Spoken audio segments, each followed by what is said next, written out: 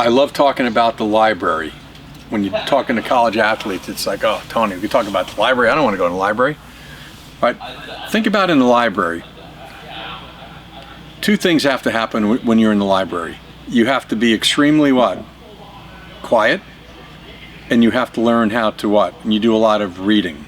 Well, I think we'd all agree in the library, right? You have to be quiet and read.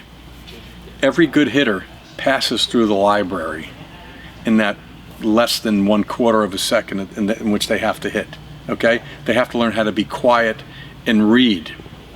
The challenge, if you're constantly throwing balls in the strike zone over and over again and they're not getting challenged, there's no reading. I call it, they're just simply crashing into the cafeteria, right? There's no internal pause, there's no internal read. And when you use the library as a concept, I use it as a concept and also as a cue.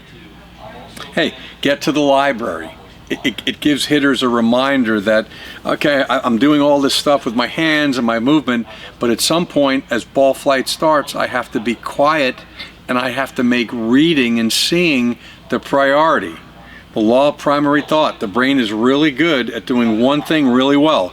You ask it to multitask, as in, I wonder what kind of spin it is, or I wonder if I'm going to not get a swing out off of this, or if I wonder if I'm not going to get a ball hit at this point.